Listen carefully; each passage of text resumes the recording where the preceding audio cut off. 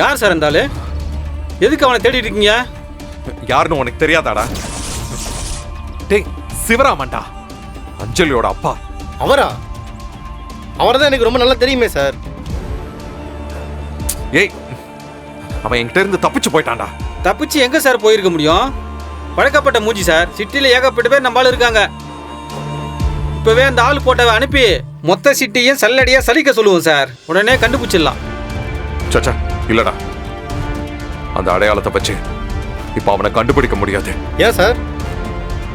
எப்போதும் மாஸ்க் போட்டு சுத்திட்டு இருப்பானா இல்ல ஹெல்மெட் போட்டு சுத்திட்டு இருப்பானா? எப்படி இருந்தாலும் பிடிச்சிடலாம் சார். டேய் டேய் டேய், அவனை உங்களால கண்டுபிடிக்கவே முடியாதுடா. இப்போ அந்த ஆள் எப்படி இருக்கான்னு எனக்கே தெரியாது. ஆமா, நீங்க துளசியை சமாதானப்படுத்திருக்க வேண்டியது தானே? சார் நான் பண்ணாம இருப்பேனா சார்? எல்லா முயற்சியும் பண்ணிட்டேன் சார். நல்லாவே இருக்கிறாங்க, என்னை பார்த்தோன்னே கடுக்கடுன்னு மூஞ்சி மாறிடுது. கண்ணா அப்படின்னு திட்டுறாங்க. என் மூஞ்சிலே முழிக்காத, என் மூஞ்சி மேலே கதவை சாத்திட்டாங்க சார். மூக்கு ஜஸ்ட் மிஸ் தம்பி. நோ, உனக்கு லவ் மேரேஜ் தானே? லவ் மேரேஜ்னு சொல்ல முடியாது, பட் ஆனால் மேரேஜுக்கு அப்புறம் லவ்னு சொல்லலாம். புரியலையே. முதல்ல ஒன் சைடா நான் மட்டும் லவ் பண்ணிருந்தேன், ஒன் வேல. சரி. அதுக்கப்புறம் கல்யாணம் நடந்துச்சு. அதுக்கப்புறம் அவங்களும் என்ன லவ் பண்ணி டூ வேவா மாறிச்சு. திடீர்னு மெட்ரோ வேலைக்கு நோண்ட மாதிரி ரோட க்ளோஸ் பண்ணிட்டாங்க. நோ, என்ன நான் தெலுங்கு டப்பிங் சீரியல் மாதிரி சொல்லினுக்கிறேன். அதான் உங்களுக்குள்ள ஒரு லவ் வந்துச்சுல்ல, அதை வச்சு தான் பண்ணிருக்கலாம்ல. அதை ட்ரை பண்ணலான்னு பார்த்தா தான் ஒரு தடியன் எல்லா வேலையும் கட்டி இவ்வளவு பெரிய கல்லை போட்டு எல்லாத்தையும் நாசமாக்கிட்டானே. சரி தம்பி, இதுக்கு நீங்க என்ன முயற்சி பண்ணீங்க? நீங்க இவ்வளவு ஃபீல் பண்றதுக்கெல்லாம் ஒண்ணுமே இல்ல. புருஷன் பொண்டாட்டி சண்டையெல்லாம் ரொம்ப நாளைக்கு தாங்காத. இன்னும் 2 நாள்ல சரியாயிடும். ஆனா சும்மா இருக்கு சார், நானும் அப்படிதான் நினைச்சேன். இது அப்படிலாம் அது சரியாகிற மாதிரி எனக்கு தெரியல. சரி, நீங்க அவளை சமாதானப்படுத்த என்ன பண்ணீங்க? சார் திண்டுக்கல்ல போய் அந்த தடியனை கண்டுபிடிச்சு கொண்டாந்து அவன் வாய் மூஞ்சிலாம் உடச்சு அவங்க காலில் உள்ள வச்சேன் சார். சரி, அப்புறம்? அதுக்கப்புறம் இதெல்லாம் முடிஞ்சு போச்சு, வீட்டுக்கு வாங்கன்னு சொன்னா வரமாட்டேன்னு சொல்றாங்க சார். சரி, அப்புறம்? தம்பி இவர் என்ன கலாய்கிறாரா? சரி சரி அத்தை, இதோ நாங்க பழம் வாங்கிட்டு இருக்கோம், வந்துடுறோம்.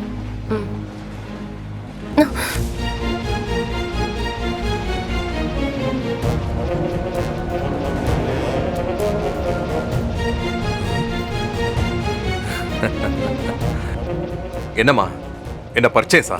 அப்புறம் நடக்கட்டும்.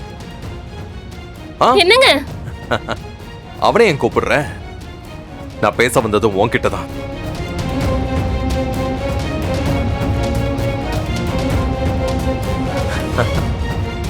இப்ப நம்ம என்ன பேசினாலும் அவனுக்கு கேட்காது.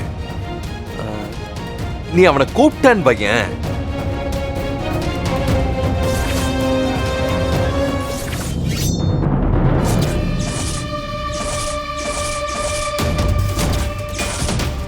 உன் மாமனாரு, அதான் அந்த சிவராம, அவன் எங்க இருக்கான்னு உனக்கும் உன் புருஷனுக்கும் நல்லா தெரியும். உன் புருஷன் என்கிட்ட சொல்ல மாட்டான். ஏன்னா அவன் உயிரை கொடுத்தாவது அவன் அப்பா உயிரை காப்பாத்தணும்னு நினைப்பான். ஆனா நீ உன் புருஷனை காப்பாத்தணும்ல, அதுக்காக நீ உண்மையை சொல்லித்தான் ஆகணும். நீ மட்டும் சொல்லலன்னு வையே, என்னை பத்தி உனக்கு நல்லாவே தெரியும். நான் சும்மா வேடிக்கைலாம் பார்த்துக்கிட்டு இருக்க மாட்டேன். சத்தமே இல்லாம கதையை முடிச்சு விட்டு போயிட்டே இருப்பேன். அவனை கொல்றதுக்கு ஒரு கத்தி வெயிட் பண்ணிக்கிட்டு இருக்கு. இந்த மாதிரி திடீர்னு என்னைக்காவது மிட் நைட்ல அவன் தலையில ஒரு பெரிய கல்லு வந்து விழலாம். இல்ல ரோட்ல நடந்து போகும்போது ஏதாவது லாரி வந்து இடிக்கலாம். இதெல்லாம் நடக்காம உன் தாலியை நீ காப்பாத்திக்கணும்னா உன் மாமனார் சிவராம எங்க இருக்கான்னு சொல்லணும். இல்லனா என்ன நடக்கும்னு தெரியும்ல. பாவம் மாப்பிள்ள எப்படிதான் இவளை சமாளிக்கிறாரோ தெரியல. அந்த வாங்க மாப்பிள்ள, எப்போ வந்தீங்க? அது நீங்க எனக்கா வருத்தப்பட்டு மைண்ட் வாய்ஸ்ல பேசுறேன், ஓப்பன் வாய்ஸ்ல பேசுறீங்களா? அப்பவே வந்துட்டேன். ஐயோ, அவளும் உங்க நினைப்புல தான் இருக்கா மாப்பிள்ள. ஆனா வெளியே காட்டிக்க மாட்டேங்கிறா. அதுதான் ஏன்னு தெரியல. எங்க இருக்காங்க? உள்ள துணி மடிச்சுக்கிட்டு இருக்கா. நான் போய் பாருங்க பாருங்க.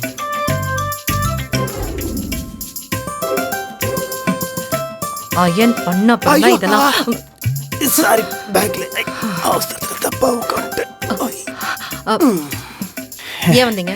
யார் வர சொன்னா? அதெல்லாம் விடுங்க, ஏன் கோச்சிக்கிறீங்க? துணியை மடிச்சிட்டு இருக்கீங்களா? இல்ல, துவைச்சிட்டு இருக்கேன். சோப்பு பக்கெட்லாம் காணோம். என்ன நக்கலா?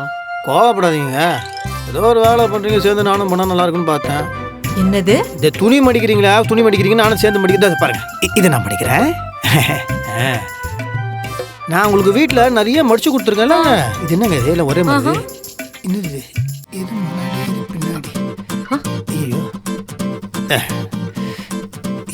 அது நான் பண்ணிக்கிறேன். இல்லை இல்லை இருங்க, ஏங்க நான் கரெக்டாக பண்ணி உங்களுக்கு டைம் கொடுங்க நீங்க. ஆனா இந்த துணி மடிக்கிறது கூட பெரிய காலங்க பா. ஆனா உங்க கூட மடிக்கிறேன் பாருங்களேன், அது பர்ஃபெக்ஷன். இந்த புடி முடிச்சு பிடிங்க. Excuse me, catch it. எங்கங்க போறீங்க? நீங்க தானே சொன்னீங்க மடிக்கிறேன்னு. சிரிக்கிற? நான் சிரிக்கலையே, நான் ஏன் சிரிக்கிறேன்? ஐயோ, என்னமோ பண்ணுங்க போங்க.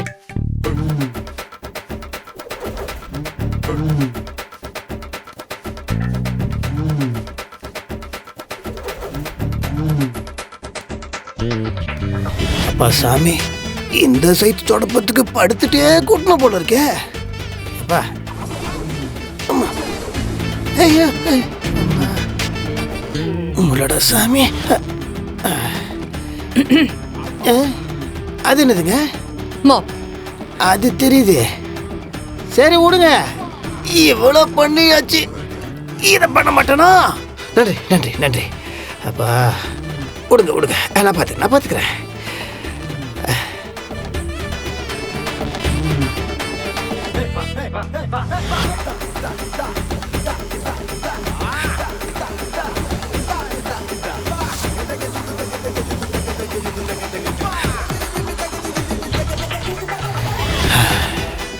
சபா, வீட்டில் இருக்க லேடிஸ் எல்லாம் கோயில் கட்டி கும்பிடுண்டா சாமி. காமிக்கேருங்க, வாங்க. Look at me. பாருங்க, என்ன அழகான முகம். உங்க மூஞ்சுங்க கண்ணாடி மாதிரி தலையை தொடச்சிருக்கங்க. பார்த்துக்கோங்க, நீங்கள் மட்டும் பக்கத்தில் இருந்தால் போதுங்க, வீட்டையே எவ்வளோ அழகாக க்ளீன் பண்ணியிருக்கிறேன். வீடே எவ்வளோ அழகாக இருக்கும்போது நீங்கள் மட்டும் என் பக்கத்தில் இருந்தால் வாழ்க்கை எவ்வளோ அழகாக இருக்குங்க. என்னங்க இது? ஏங்க, நீங்கள் மட்டும் நம்ம வீட்டுக்கு இருந்தால் அந்த வீடு எவ்வளோ அழகாக இருக்கும் தெரியுமா? அந்த வீடு அப்படியே குப்பை வீடு மாதிரி ஆயிடுச்சுங்க. என்ன யூ டர்ன் போடுறீங்க? இருங்க இருங்க, ஏங்க இருங்க இருங்க இருங்க. அடுத்து என்னங்க வேலை இருக்கு சொல்லுங்க. துணி துவைக்கணுமா? சாமான் தேய்க்கணுமா? மொட்டை வேலை காக்கா ஓட்டணுமா? பாத்ரூம் கழுவணுமா? சொல்லுங்க. என்ன பிரச்சனை உங்களுக்கு? எதுக்கு தேவையில்லாம இந்த வேலையெல்லாம் பண்ணிட்டு இருக்கீங்க? ஓ, இப்படி எல்லாம் பண்ணா நான் மனசு இறங்கிடுவேனா?